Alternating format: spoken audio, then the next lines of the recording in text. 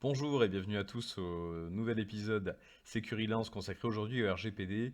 J'ai le plaisir de recevoir Alexandre Eloi, qui est un praticien chevronné du RGPD, qui nous fait le plaisir d'animer cette webconférence sur un sujet qui nous concerne tous, que ce soit à titre personnel ou professionnel. On est forcément impacté par cette réglementation.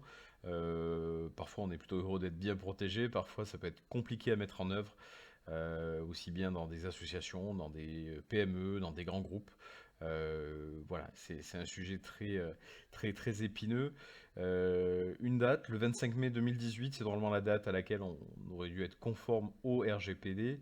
Ceci étant, il y a quand même une antériorité à tout ça, puisque la CNIL existe depuis de nombreuses années et nous protège sur ces sujets-là depuis pas mal de temps. Donc, juste pour ceux qui ne nous connaissent pas, Securilance, je fais une petite aparté. On est la première communauté de consultants spécialisés en cybersécurité en Europe. On a aujourd'hui plus de 500 consultants qui nous ont rejoints et dans cette communauté, on a un certain nombre d'acteurs autour de la RGPD, de DPO qui sont soit full-time, soit partagés et qui ont des connaissances métiers spécifiques. Donc qui peuvent avoir tout à fait un intérêt pour votre société ou votre organisation. On va rentrer dans le vif du sujet avec la présentation d'Alexandre. Alexandre, donc du coup, pourquoi les organisations ne sont pas conformes aujourd'hui? Parce que les sujets sont riches, sont denses et que ils doivent mobiliser un certain nombre d'énergie. Et donc, du coup, c'était un peu enfoncer la porte ouverte de se dire que vous n'êtes pas conforme sans que je vous connaisse tous les participants, les structures dont vous faites partie, que ce soit des structures à taille humaine ou des plus grosses structures. Je suis persuadé que vous n'êtes pas conforme. Je me suis déjà penché sur le sujet à maintes reprises en se mettant à quelques experts autour de la table. Et en fait, au bout de 5 minutes de questions, on voit bien qu'il y a des points de non-conformité. Donc, on verra Hmm. que je sais que vous n'êtes pas conforme, mais que c'est pas forcément grave. Par contre, il y a peut-être des choses à faire. Effectivement, on est là aussi pour vous apporter des solutions. Donc, on va commencer. Vous n'y couperez pas par un rappel express des grands principes du RGPD. Alors, j'ai sensibilisé plus de 2500 personnes aux grands principes du RGPD. Donc, on va faire très court, hein. Je vais essayer de tenir en 5 minutes, ce qui pourrait tenir en 6 mois, mais on va essayer de le faire court sur ces grands principes. Euh, on va balayer ensemble les fausses idées reçues, ce que j'entends régulièrement, et puis on va répondre à cette question: pourquoi vous n'êtes pas conforme? Ce qui nous permettra d'aller un peu plus loin que ce que je suppose a peut-être déjà été fait chez vous.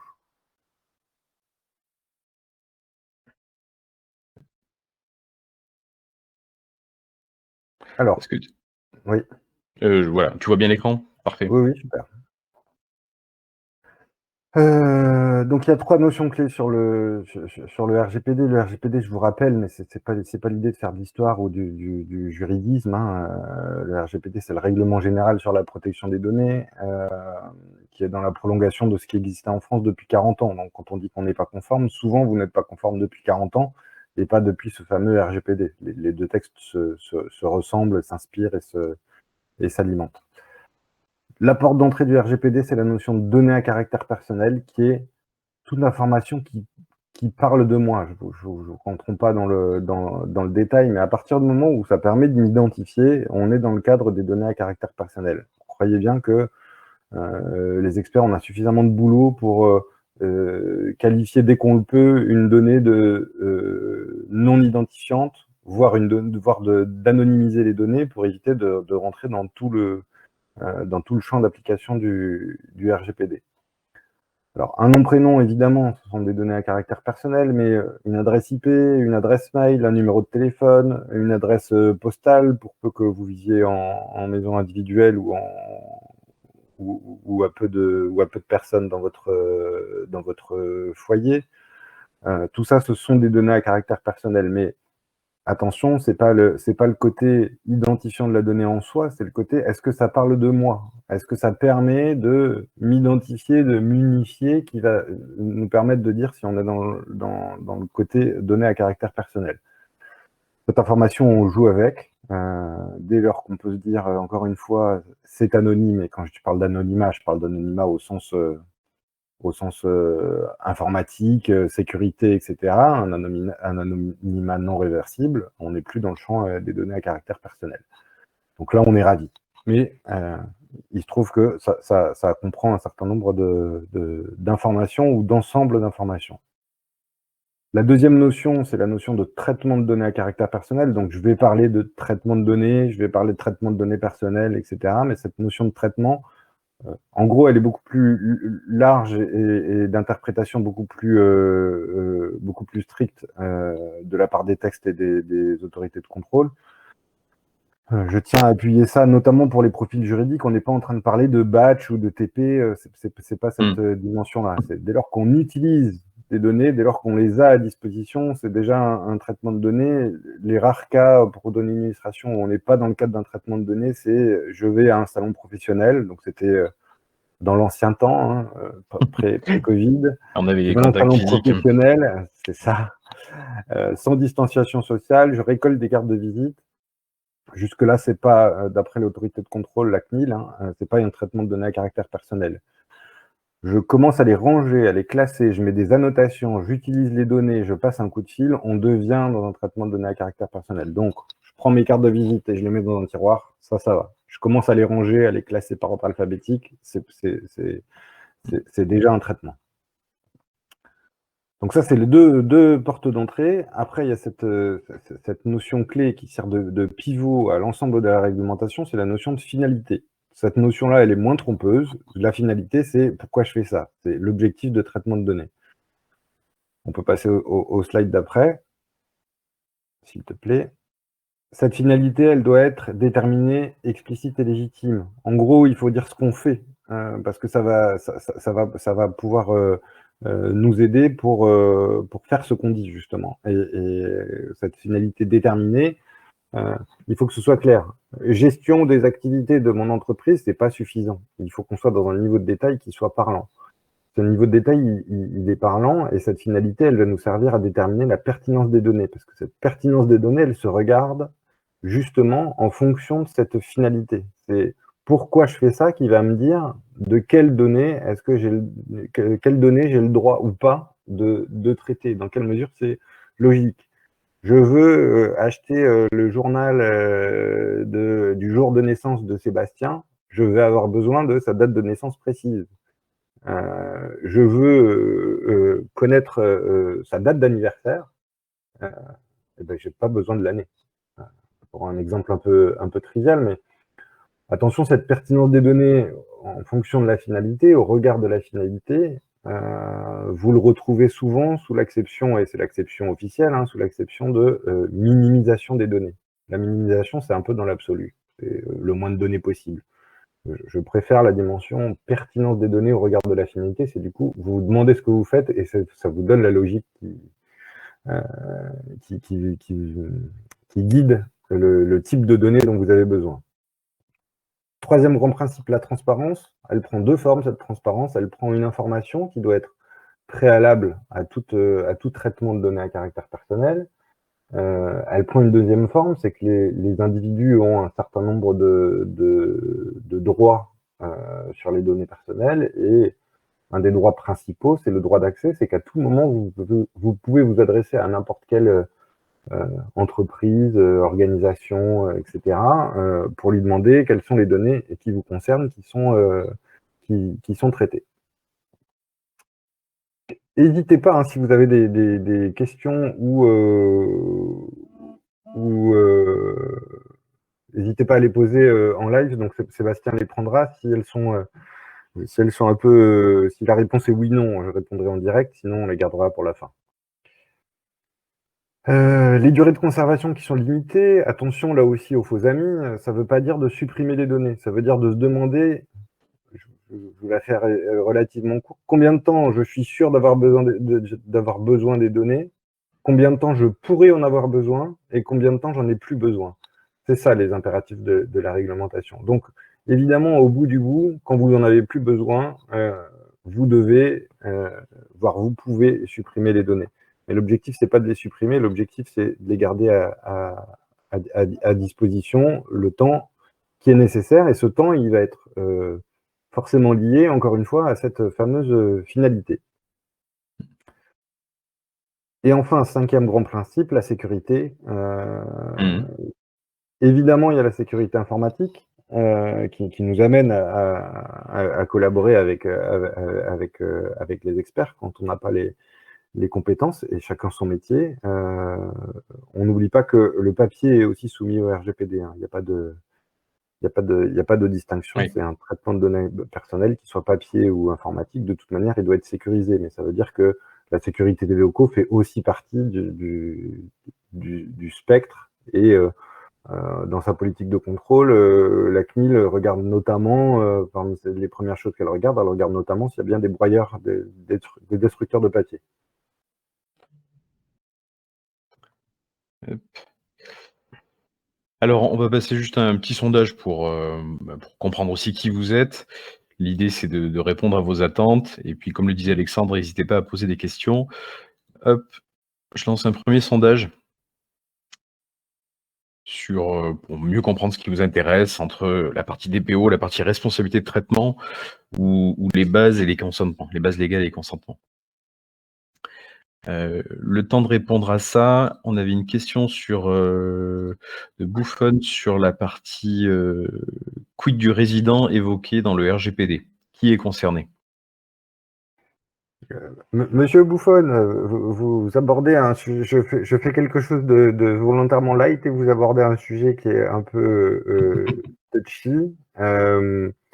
La question, c'est la question qui se cache derrière, c'est selon les versions du texte et leur interprétation, on ne sait pas très bien si c'est les résidents européens ou les citoyens européens. Globalement, dans l'Assemblée, je suppose qu'on a assez peu d'international et encore plus d'extraterritoriaux, en tout cas de gens qui sont en dehors de l'UE. Donc pour vous, soyons clairs, hein, le RGPD s'applique. Mais le RGPD s'applique, c'est aussi un texte qui a une volonté d'être extraterritorial et de s'appliquer dès lors que des données de citoyens européens sont traitées. Après, les dimensions juridiques de distinction entre résidents et citoyens sont intéressantes, mais je ne crois pas qu'on aura le temps de l'approfondir aujourd'hui. Voilà, c'est ça. Bon, alors pour revenir au résultat du sondage, c'est la responsabilité du traitement qui est devant, mais d'une courte tête, hein. Ok. L'ensemble des sujets intéressent les gens. Ok. Alors, la responsabilité de traitement, en quelques mots. Qui est responsable de traitement? Le texte est très clair. Le responsable de traitement, c'est l'entité faîtière, c'est la tête du groupe, c'est le groupe dans son ensemble. C'est difficile de dire que une filiale ou une petite entité ou un directeur est lui-même responsable de traitement. La responsabilité de traitement au sens du RGPD, c'est l'entité juridique. Dans les faits, parce que le RGPD s'applique aussi sur le plan pénal, c'est le président, le CEO, le grand patron. C'est assez difficile de sortir de cette dimension de responsabilité de traitement. Alors, ça, c'est la grande théorie. La question souvent qui se cache derrière la responsabilité de traitement, c'est OK, et moi j'externalise tout et je passe par un sous-traitant, et du coup c'est le sous-traitant qui est responsable. Alors oui et non. Le sous-traitant, il est responsable que de sa partie, mais globalement, c'est bien à vous que les personnes ou les autorités de contrôle vont s'adresser en cas de problème. Exemple, je fais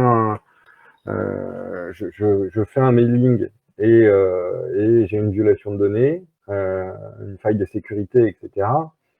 Les gens, ils vont me dire, mais c'est vous qui avez fait le mailing. Après que j'ai utilisé tel outil de routage ou telle agence de com, c'est pas le souci des gens, c'est pas le souci de l'autorité de contrôle. Il y a une meilleure répartition avec le RGPD des responsabilités, mais la responsabilité, vous ne pourrez pas vous en exonérer dans tous les cas.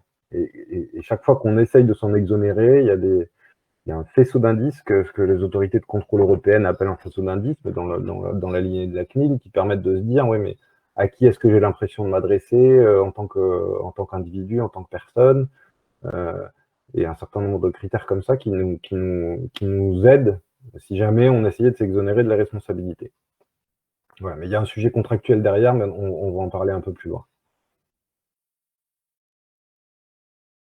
Et base légale et consentement, sans vous spoiler, il y a plusieurs bases légales qui justifient un traitement de données à caractère personnel. Le consentement n'en est qu'une et à part des cas très précis comme la prospection B2C, c'est pas forcément le plus agile, le plus utile et le plus efficace. Et le DPO, on va en parler un peu au long de la présentation. Donc Ouais, on avance sur la présentation. on fait pas l'impasse, c'est ça. Ouais.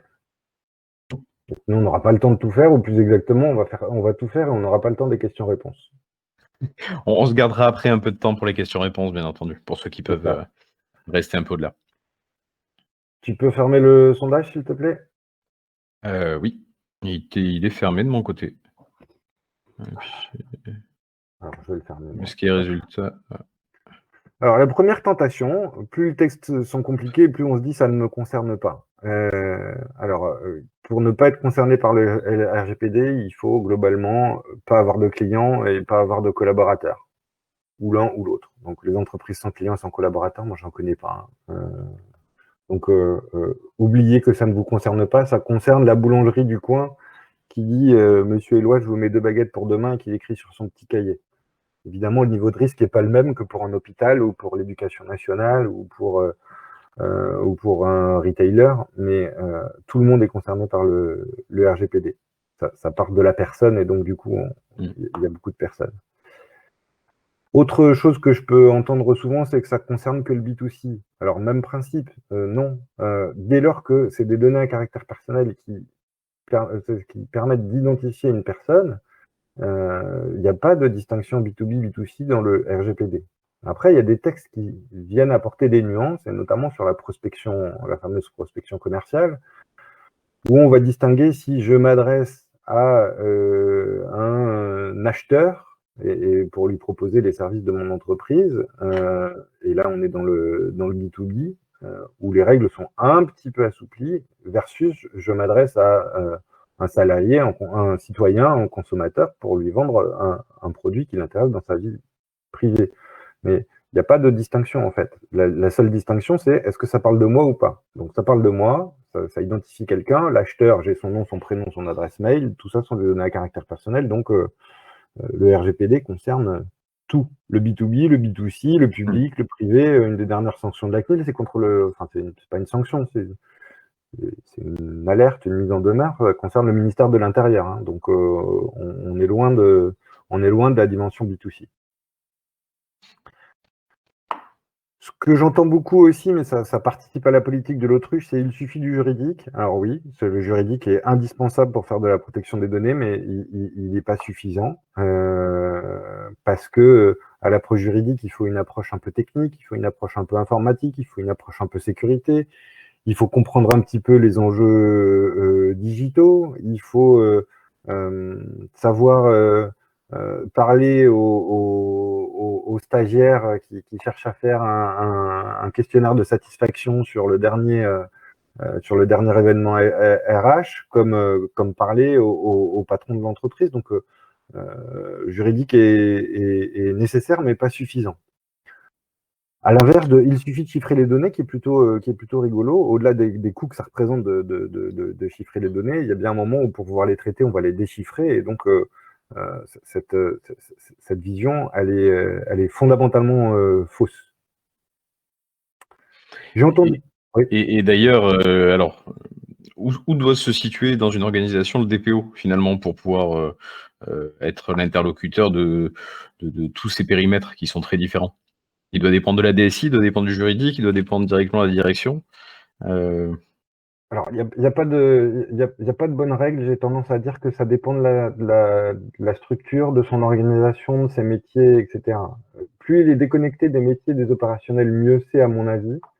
Il y a de très bons DPO qui sont rattachés côté DSI, très bons DPO côté juridique. Il y a d'autres qui sont côté compliance, d'autres qui sont audit, d'autres qui sont ça. Le tout, c'est le critère principal, c'est sa compétence d'une part et son indépendance d'autre part.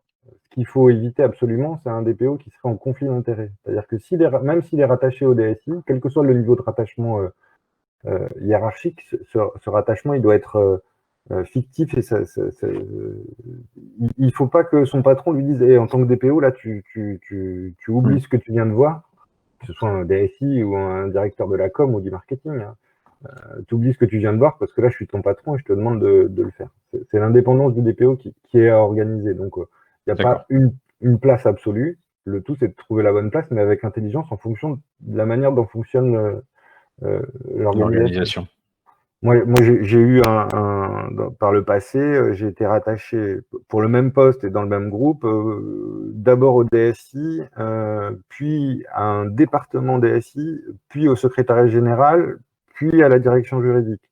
Donc en fait, il n'y avait pas de sens. Le tout, c'était que je garde mon indépendance et que je puisse accéder aussi à la plus haute autorité du groupe. Donc le DPO, il parle au responsable de traitement, il parle donc au patron du groupe, ou en tout cas au plus haut niveau de l'entreprise. Il peut intervenir au COMEX, tout ça est en ligne avec, au-delà de ce que peuvent dire les textes. Le RGPD, c'est un sujet d'entreprise, c'est ni un sujet juridique, ni un sujet informatique. Et du coup, si on se met plus au niveau d'une PME, où souvent on va désigner quelqu'un un peu parce que il en faut un, qui faudrait privilégier dans ce cas-là? Alors, celui qui a envie, celui qui est dispo, celui qui n'a pas d'aversion pour lire un peu de juridique, celui qui a envie de progresser, celui qui a envie de se former, celui qui a comme capacité à prendre le bâton de pèlerin et aller prêcher dans le désert, parce que c'est des sujets techniques, complexes. Les simplifier, c'est pas évident. Et donc, du coup, il faut ces capacités-là. Et j'ai plutôt tendance à appuyer sur des soft skills que sur de l'aisance relationnelle que sur du passé. Mais après, ça touche un peu la bonne vieille culture française de se demander, y compris sur des profils qui ont quelques années d'expérience. C'est mon cas, hein, ça fait longtemps qu'on a quitté les bancs de l'école qu'on a partagé, Sébastien, et moi un peu plus que toi. Ça se voit pas. Bon, merci, menteur. En fait, ne cherchez pas la formation initiale, ne cherchez pas autre chose que la compétence, le feeling. Aux États-Unis, en tout cas, c'est la légende. On demande ce que vous savez faire. On vous demande pas ce que vous avez fait. J'ai eu dans un entretien il y a quelques mois, on m'a demandé pourquoi j'avais choisi tel type de bac plutôt que tel autre type de bac. Franchement, à 43 ans, j'ai passé l'âge de me justifier sur ce que je faisais à 15 ou 16 ans. C'est sûr. C'était très surprenant. Voilà. Et il y a une question sur les DPO. Est-ce qu'il peut y en avoir plusieurs dans une organisation? Alors non, c'est un des changements du RGPD. En tout cas, alors c'est pas dans l'organisation pour poser la question, c'est dans l'entité juridique. Le point d'entrée, c'est l'entité juridique. Donc un groupe qui a plusieurs filiales peut avoir plusieurs DPO. Mais dans une seule entité juridique, il ne peut y en avoir qu'un. D'accord. C'est Highlander, quoi. On peut retourner peut-être sur les fausses idées Oui, c'est ça. J'ai entendu d'une grande banque, c'était pas n'importe qui, hein, d'une grande banque qui peut pas dont on peut pas supposer qu'elle n'a pas les moyens et les compétences, que l'objectif du RGPD, c'était de savoir où étaient les données. Mais où étaient les données, c'était se demander si elles étaient sur tel serveur ou sur tel serveur ou voilà. C'est pas du tout une volonté du texte, c'est d'autres sujets. Après, en termes de sécu, c'est toujours mieux de savoir où elles sont et comment elles sont organisées, mais ça ne fait pas partie des attentes du RGPD. Autre chose, ça c'est ce qu'on lit dans le grand public, dans la presse grand public, hein, c'est pour les GAFA. Alors, on passe les débats sur GAFA, GAFAM, GAFAMA, etc. Bon, c'est pour les grands acteurs américains. Les 4 dernières sanctions de la CNIL, c'est Carrefour, donc ça c'est un gros, mais c'est pas du tout un GAFA. C'est une boîte de 2 personnes qui fait de la prospection commerciale. C'est une petite boîte qui fait de la restauration rapide en livraison. et c'est 2 cabinets médicaux. Donc, en fait, non seulement c'est pas que pour les GAFA, mais c'est pas que pour les gros non plus. Une boîte de 2, pardon de l'expression, mais c'est vraiment le cas, une boîte de 2 vient de se faire sanctionner par la CNIL, hein. Donc le sujet, il est vaste. Et puis au-delà de la CNIL, si je peux me permettre, il y a aussi une question d'image. Parce que c'est pas la seule sanction finalement, la sanction du marché est là. Si vous avez des données personnelles un peu sensibles et que vous vous rendez compte que vous avez il y a eu un data leak, vous avez plus forcément envie de donner ces données à cet acteur, et c'est en l'occurrence ce qu'on voit avec la fuite de WhatsApp. Alors là, c'est encore un petit changement, mais Bon, on va en il parler n'y a pas après, de ouais. perte. Mais voilà, on est dans une perte de confiance peut faire que vous pouvez perdre des clients de façon importante. Exactement. Et enfin, on en a un peu parlé, mais on a le temps. Le côté on a le temps était une fausse interprétation des textes, parce qu'il y a le texte était sorti déjà en 2016, et donc les gens se disaient on a 2 ans, mais en 2018, ils ont continué à se dire on a 2 ans, et en fait, non, on n'a pas le temps. Je vous rappelle, c'est très inspiré de la loi informatique et liberté qui existait en France depuis 40 ans. Donc, sur une dimension privée, etc., vraiment depuis 95, donc ça fait depuis 95 qu'on est en retard, hein. Donc non, vous n'avez pas le temps du tout. On ne peut pas jouer la montre sur le sujet. Alors le fameux risque CNIL dont tu parlais, le risque CNIL, il n'est pas parlant en soi. La CNIL est une autorité qui fait d'autres activités que le contrôle, mais elle fait environ 500 contrôles par an. Elle prononce une dizaine ou quelques dizaines de sanctions. Toutes ne sont pas publiques, donc c'est pas le seul sujet. Il y a des risques pénaux qui sont liés aussi, hein. Il y a un petit malin qui s'était amusé à faire un annuaire des avocats et qui s'est retrouvé avec une peine de prison parce qu'il n'a pas respecté les règles, la réglementation relative à la protection des données. Donc sur le pénal, ça parle en généralement plus. Faut pas oublier que c'est un vecteur de confiance et que l'idée au-delà du risque, c'est qu'il faut le voir de manière positive, quoi. C'est que c'est votre patrimoine informationnel qu'il faut protéger. Votre base client, au-delà de la valeur, parce qu'il y a des noms et des prénoms dedans et un peu d'informations, c'est surtout parce que c'est votre base client. Si c'est ça qui sort, si vous perdez la maîtrise de ça, si elle est corrompue, modifiée, etc., c'est toute la boîte qui est mise à mal, hein. Donc oui, il y a le risque CNIL qui sert un peu qui doit vous servir de garde-fou, mais c'est un peu comme les radars sur l'autoroute, hein. On sait tous que c'est à 130. Après, à vous de moduler le risque. Mais au moins au niveau du radar, vous savez que si vous passez, vous allez vous faire choper par la patrouille. Le bon exemple que tu viens de prendre et que je partage, on aurait pu parler de FeedsUp, hein, qui était une start-up de géolocalisation qui a fermé suite à démarche de la CNIL à son encontre, mais le mouvement, sans rentrer dans les détails sur WhatsApp, parce que l'affaire est complexe et que c'est pas l'objet de ce webinaire, WhatsApp aujourd'hui a perdu un certain nombre de clients pour des sujets autour de la protection des données. Quels que soient les sujets, à tort ou à raison, on rentre pas là-dessus, mais Signal, qui est son principal concurrent, se frotte les mains et on espère que les alternatives françaises, notamment Olvid, vont s'enfronter les mains aussi. Mais WhatsApp, le sujet, c'est pas est-ce que la CNIL va me contrôler ou pas. D'ailleurs, la CNIL va les contrôler. Là, en tout cas, la CNIL italienne est déjà sur le coup. Mais le sujet, c'est pas ça. Le sujet, c'est qu'ils ont perdu des clients. Clairement. Et d'ailleurs, en préparant ce webinaire, on en a parlé. J'ai moi-même essayé de récupérer mes données WhatsApp.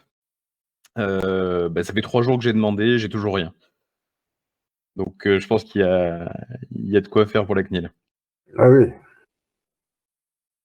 Bon, ils ont un mois pour te répondre, hein, d'un autre côté. Donc, Oui, mais pour une société qui fait quand même partie des GAFA, on aurait pu imaginer des traitements quand même plus automatisés et plus transparents surtout. Et c'était leur délai 3 jours, hein. d'accord. Je vois qu'il y a Alors, une question sur le Privacy Shield. On va traiter le point. sur le traitement des données, sur la partie registre, à partir de quel moment dois-je déclarer à la CNIL le registre des traitements de données? Alors, il n'y a plus de déclaration à la CNIL.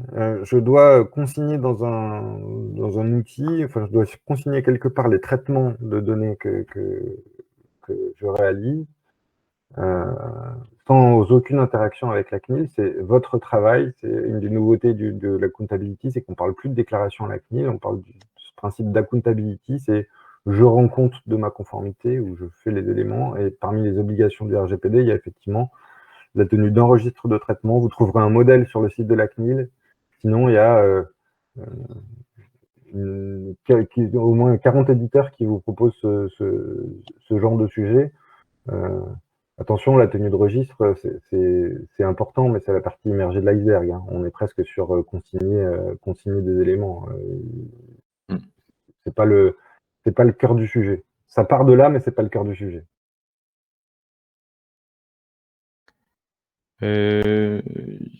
On peut passer peut-être sur le Oui. sondage. Donc on a imaginé un petit sondage juste, sur la partie RGPD par rapport à vos connaissances. Qu'est-ce qui fait que je suis soumis au RGPD?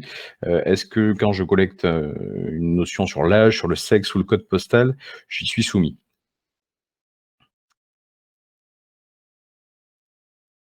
C'est une révision. Normalement, j'ai été Mmh. clair sur ces sujets-là. Mais... On doit avoir 100 de bonnes réponses. Ouais. Ouais,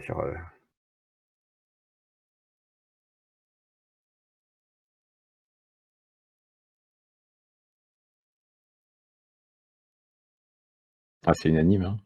Oui, c'est unanime, mais ça permet de voir que vous avez bien compris que c'était un ensemble de données. Alors évidemment, n'importe quel responsable de traitement, et je reviens à ma petite boulangère qui met les 2 baguettes de côté,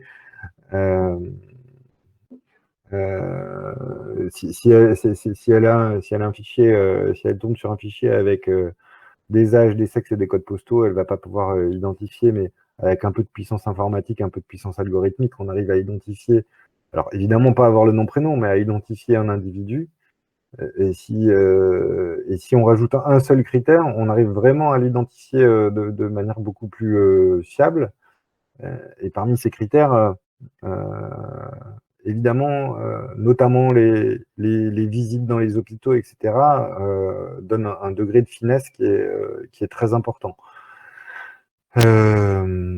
Donc voilà, faut pas oublier qu'on parle de données à caractère personnel, mais il faut le prendre au sens singulier, c'est l'ensemble des données. C'est toute la difficulté du sujet, c'est de déterminer justement si on est en présence de données à caractère personnel ou pas. Quelqu'un a répondu l'âge.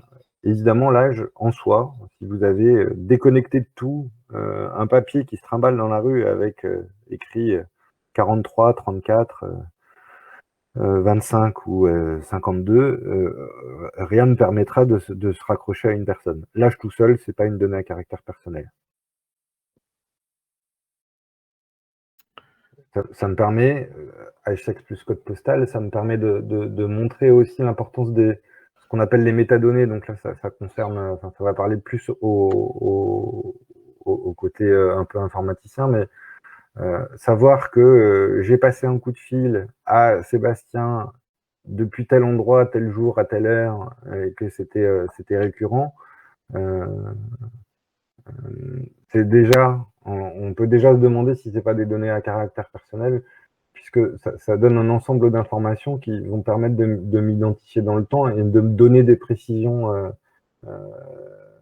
Plus j'aurai d'informations comme ça, et plus il y aura d'informations sur moi. Donc, n'oubliez pas les métadonnées qui, a priori comme ça, peuvent paraître non identifiantes, mais qui en disent beaucoup sur les personnes.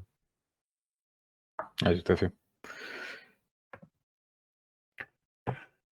Alors, arrivons à pourquoi vous n'êtes pas conforme aujourd'hui. Alors, il y a plusieurs raisons. Il y a sans doute des raisons de moyens. C'est que les gens se sont lassés de ce sujet-là, qui a mobilisé beaucoup d'énergie autour de 2018. Mais sur le long terme, c'est difficile parce que, notamment, il y a la reprise de l'existant. Il y a tout ce qui existait avant le texte, que parfois on a découvert, parfois on a exploré et parfois on a découvert. Et puis, il y a les flots de nouveaux projets, et les choses qui arrivent en permanence, et du coup, c'est difficile à suivre. pourquoi en termes de moyens toujours, il y a un certain nombre de sujets sur lesquels est nécessaire une analyse d'impact sur la protection des données. C'est aussi une obligation du RGPD, c'est de mener une analyse d'impact sur la protection des données. Au-delà du côté un peu inédit de cette analyse d'impact, parce que, alors, commençons par le terme, AIPD, analyse d'impact sur la protection des données, c'est le terme consacré. Mais vous entendez parler de PIA, Privacy Impact Assessment, vous entendez parler d'EIDP, étude d'impact sur la vie privée, EIPD, protection des données. Bon, voilà, on tourne toujours autour de ça. Mais en gros, c'est un document de plusieurs pages qui va vous aider à mesurer les risques, les menaces sur les personnes. C'est ça qui est nouveau, c'est ça qui est inédit, c'est que c'est vraiment sur les personnes que vous devez focaliser votre attention. Ces démarches sont lourdes. Hein. Moi, je constate dans les gens autour de moi, dans mon réseau, etc., que il y a assez peu d'analyses d'impact qui ont été lancées, alors qu'il y a des sujets sur lesquels il en faut forcément. Et parmi les critères, dans lesquels je ne vais pas rentrer aujourd'hui, mais parmi les critères, dans la dimension RH, il suffit que vous ayez, parmi les critères, le fait d'avoir des salariés qui sont considérés par le RGPD comme, ou par l'application du RGPD comme des personnes vulnérables, fait déjà que ça ouvre les critères. Donc, si vraiment vous voulez savoir quelles analyses d'impact vous avez à faire, posez-vous déjà sur la partie RH, sur la gestion des flottes de véhicules, éventuellement la géolocalisation liée à ces flottes de véhicules, mais aussi sur les données d'infraction. Ça, on n'a pas besoin de manipuler des données personnelles, que les données personnelles soient dans le cœur de métier pour déjà avoir ce genre de sujet qui non seulement mérite une revue de conformité, mais mérite surtout, dans cette revue de conformité, une analyse d'impact. Et c'est un document dense et long qui doit avoir, encore une fois, les risques et les menaces sur un plan juridique, sur un plan technique et sur un plan organisationnel. Toujours dans les moyens, il y a les durées de conservation, donc on en a parlé tout à l'heure. Donc, ce que je vous ai dit déjà n'est pas unanimement partagé. Hein. Les gens disent qu'il faut supprimer. Alors supprimer, c'est souvent difficile pour les métiers. Hein. La réponse, c'est pourquoi vous les gardez, c'est au cas où on a toujours fait comme ça. Donc c'est bien de challenger un peu ça. Hein. Donc ça, déjà, si les gens n'ont pas envie de le faire, c'est un autre sujet. Mais il y a un certain nombre de structures ou ont des SI qui sont complètement obsolètes, qui sont mal maîtrisées, etc., et sur lesquelles il est difficile de supprimer parce que tout est en cohérence informatiquement et supprimer une donnée, ça peut se faire qu'en dur et ça a des enjeux considérables en termes d'architecture. Ou alors parce que les données sont complètement éclatées et les boîtes à taille humaine qui utilisent encore le pack office et des fichiers bureautiques, etc. Ils s'envoient le fichier par mail et puis ils se le mettent sur sur un support amovible, etc. Il faudrait retrouver chacun des supports pour pouvoir être sûr que les durées de conservation sont gérées. Je passe sur le fait après que le RGPD nous demande de gérer le cycle de vie de la donnée, mais que parfois, archiver la donnée, ça revient à la supprimer, hein, parce qu'on l'a mise aux archives, mais on ne sait plus qu'elle est là. Donc, en fait, du coup, elle ne sert à rien, puisqu'on ne sait plus qu'elle est là. Elle est sur la partie papier, elle est classée dans le carton 2007. Super. Et la seule info qu'on a, c'est celle-ci, quoi. J'ai un certain nombre de clients qui ont été ravis d'avoir des inondations ou des incendies dans leur local d'archives. Au moins, ils sont conformes. C'est un peu, ça me permet d'enfoncer la porte ouverte. Oui, si vous devez être sûr d'être conforme, ne faites rien, quoi. Et c'est pas l'idée, ça ne doit pas être l'idée de vos DPO, de vos accompagnants, de bloquer le business. C'est de faire les choses intelligemment pour se rapprocher de la conformité. Mais c'est sûr que si on fait rien, on est conforme. On a Pichouard qui nous dit « La suppression est parfois très lourde à mettre en œuvre, avec les éditeurs aussi. Quelles obligations ont-ils sur ce point ?» Donc j'imagine les éditeurs type ERP. Oui, ERP ou autre. Les éditeurs essayent de profiter un peu de cette réglementation pour oublier des règles de bon sens, c'est qu'ils sont en train de nous vendre des solutions qui ne sont pas conformes. Et c'est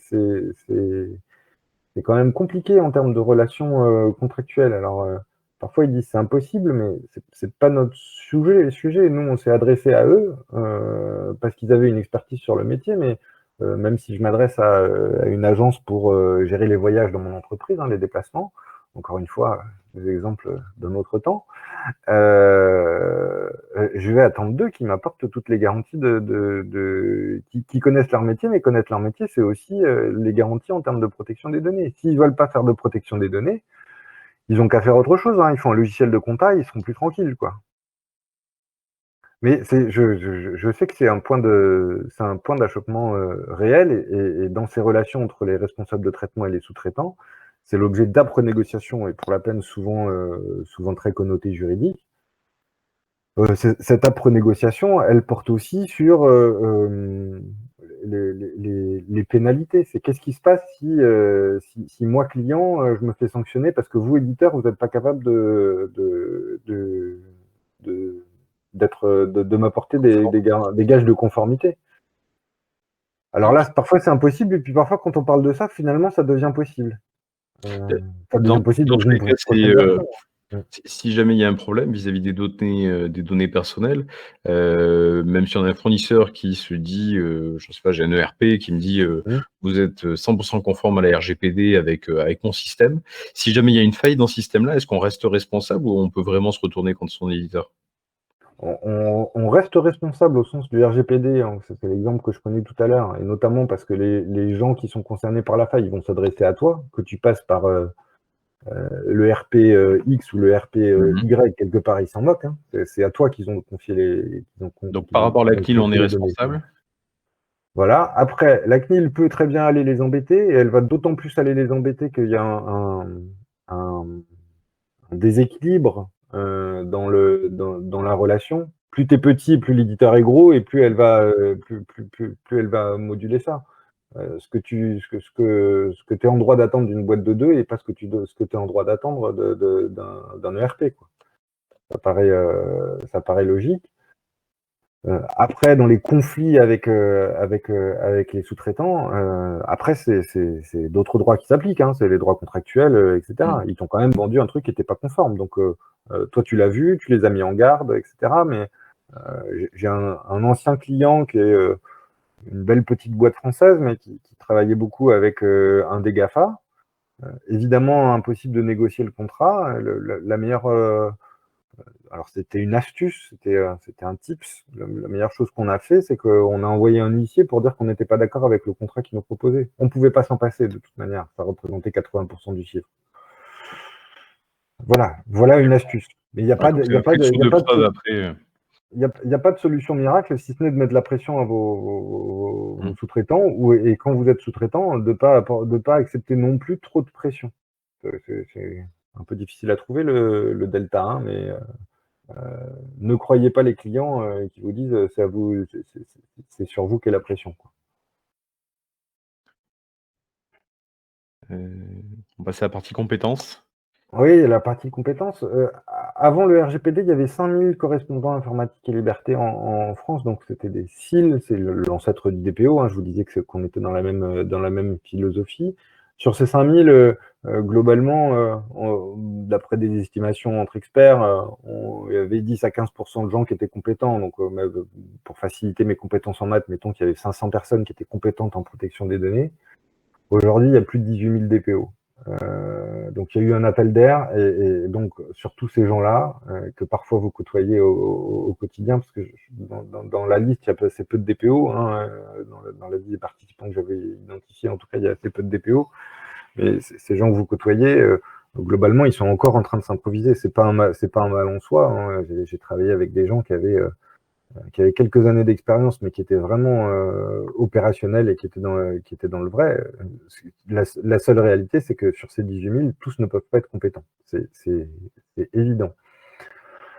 Dans ces 18 000 DPO, il y a beaucoup d'externalisation. Alors, attention à cette externalisation, elle est souvent discutable pour plein de raisons, mais elle est discutable parce que le RGPD est un vrai sujet, c'est un sujet transverse, et donc il y a un certain nombre de petits malins qui se sont dit « Waouh, c'est génial, je vais réussir à pénétrer des comptes que je ne pénétrais pas jusque-là. » Très bien, ça c'est du business. Dans les faits, si on n'a pas une approche un peu structurée, si on ne connaît pas bien le texte, si on ne connaît pas bien le métier des clients, c'est-à-dire que si vous choisissez d'externaliser, que ce soit des cabinets, des petits cabinets, des grands cabinets de sécu, d'avocats, de conseils, etc., assurez-vous qu'ils connaissent votre métier. Le RGPD n'est pas autoporteur. Le RGPD, c'est plein de textes. Mais le RGPD, c'est surtout votre métier.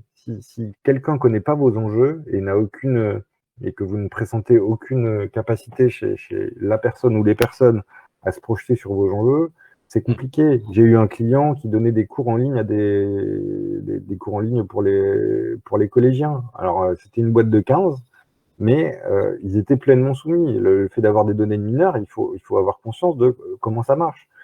Si les gens sont en train de se former quand ils viennent chez vous, c'est que vous allez perdre du temps et perdre de l'argent. Après, il y a des gens qui sont hyper compétents, il y a des grands cabinets qui se sont renforcés et qui vont vous proposer, bonjour, vous voulez un audit RGPD pour savoir vos réseaux net? Bah, c'est 100 000 euros. Alors, pourquoi pas 100 000 euros, mais quel est l'intérêt de cet audit? Quel est le résultat final? Si c'est pour avoir un livrable de 700 pages que vous ne savez pas lire, qu'il faut payer un autre cabinet de conseil, c'est un cas vécu, hein, il faut payer un autre cabinet de conseil pour le transformer en français, et que finalement, pour avoir une synthèse montrable au PDG, il faut payer encore quelqu'un, c'est pas l'idée non plus. Donc, il y a la compétence, et la compétence, elle va aussi sur qu'est-ce qu'on attend et qu'est-ce qu'on va livrer, quoi. Alors, parmi les gages de compétences, il y a des certifications officielles, hein, validées par la CNIL qui sont nées. Attention, ces certifications, elles témoignent du connaissance des textes. C'est le b.a.-ba, ça commence par là. Souvent très fine, mais c'est un peu du par cœur, mais souvent très fine. Mais euh, on est un peu loin des qualités pratiques et de ce que je disais. Un DPO qui sait pas aller s'adresser à un patron ou au COMEX, ben, il va avoir des difficultés quand même. Donc ça fait partie des qualités du DPO, des qualités intrinsèques du DPO, qu'aucune certification ne viendra vous apporter. Il y a d'ailleurs Eid qui dit: «Est-il suffisant d'appliquer les bonnes pratiques ISO 27001 pour une bonne RGPD?» Alors, non. D'ailleurs, le RGPD est pénible, donc c'est un garçon, donc c'est le RGPD, hein, c'est pas la RGPD. C'est le règlement général, ou alors la réglementation, mais le terme, c'est le RGPD.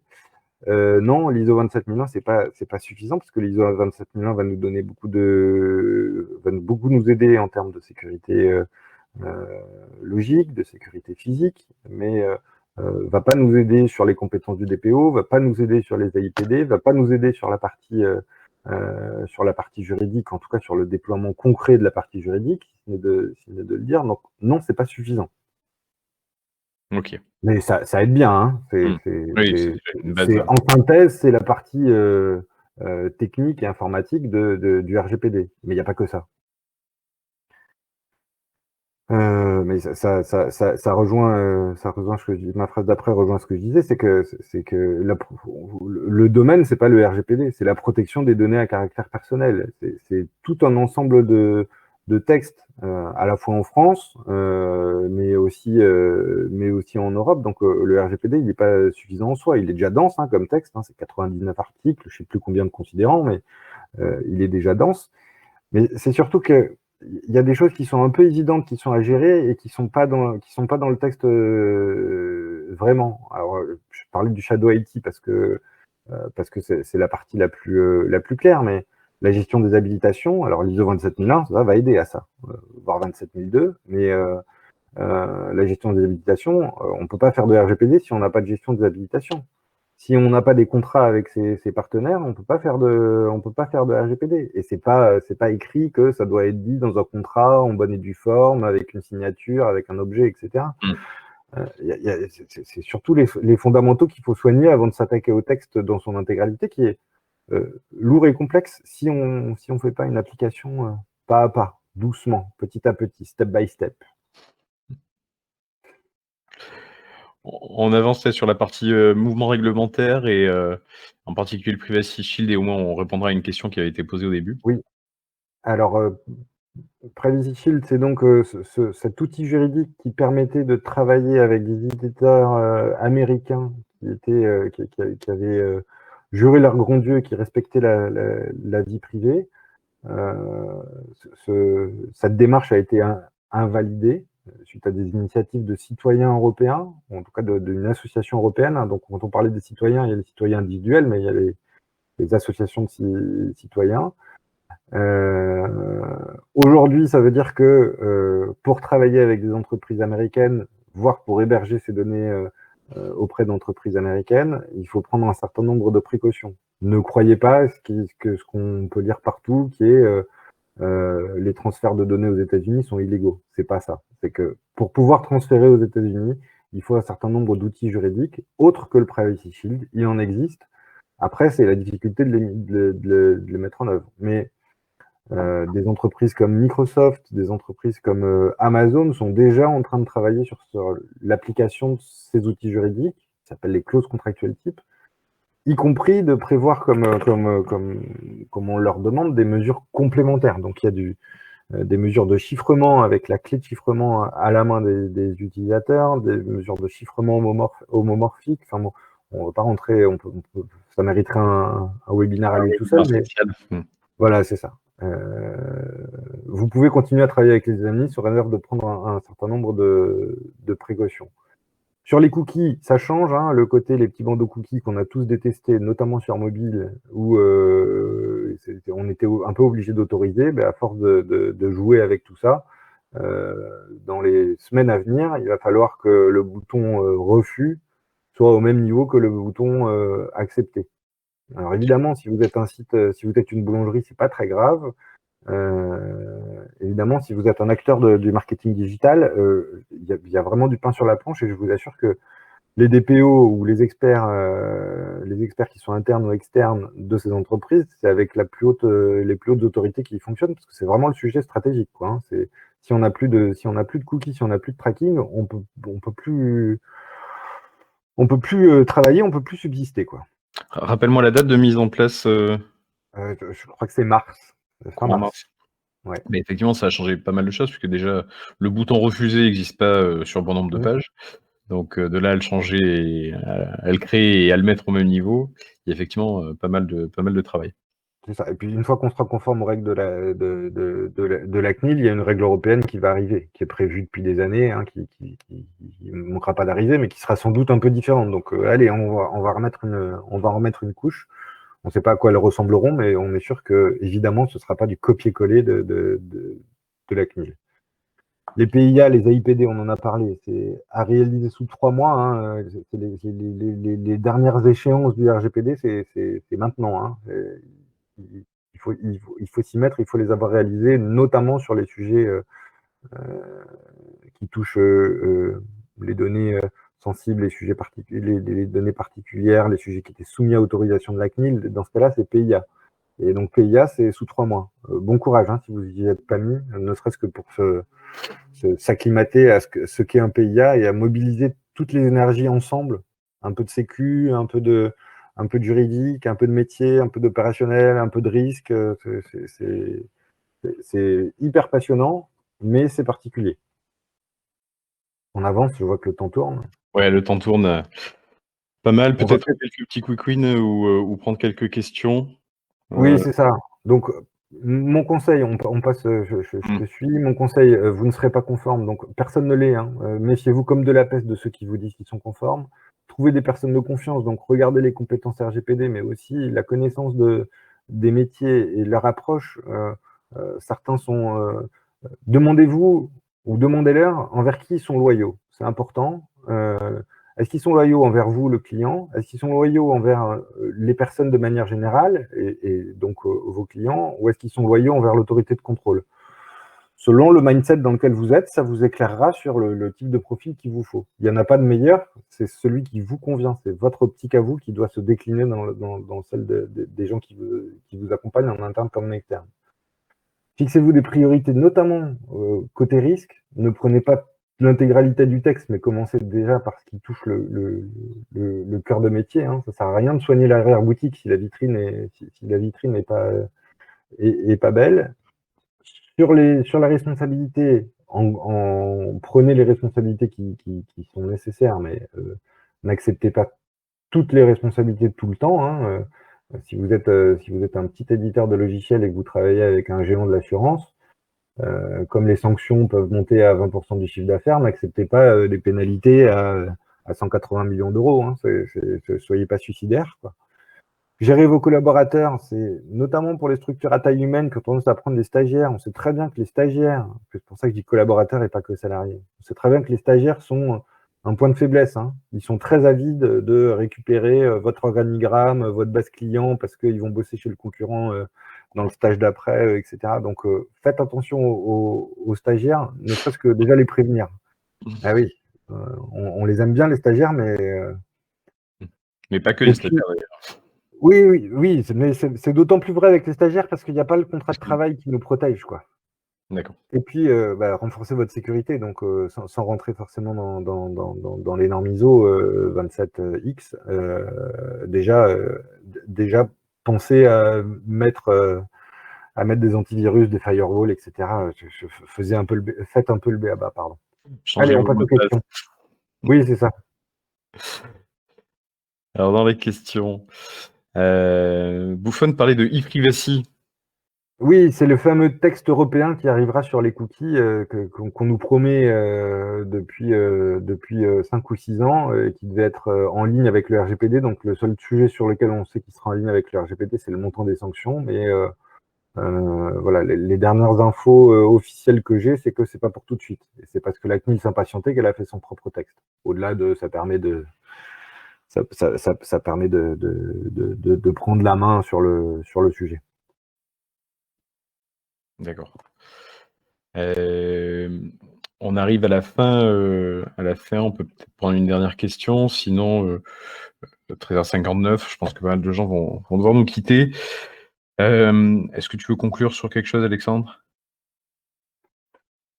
Le RGPD, c'est un beau sujet. On a beaucoup parlé des placements des compétences, etc. Essayez de voir de travailler avec des gens et de collaborer avec des gens qui sont passionnés. Si on n'est pas passionné, vu l'ampleur des textes, leurs difficultés sur le principe et l'agilité qu'il faut pour les mettre en application, essayer de travailler avec des gens passionnés, ce sera sans doute la meilleure clé pour vous accompagner et pour progresser. Merci. En effet, si vous avez besoin de conseils sur la partie RGPD, le réseau Securilance est bien fourni sur ce domaine-là. Et puis, comme l'a dit Alexandre, on cherche des gens qui ont des compétences, qui ont des connaissances de votre domaine d'activité. Donc, ça sera avec des conseils avec beaucoup de pertinence. Donc, n'hésitez pas à nous contacter. Alexandre, je te remercie beaucoup pour ce webinaire. C'était très intéressant de partager ton expérience et ton retour d'expérience pragmatique sur ce sujet-là. Je remercie tous ceux qui nous ont suivis. Et puis, je vous dis à très bientôt pour un nouvel épisode d'un webinaire Securilance. À bientôt. Au revoir.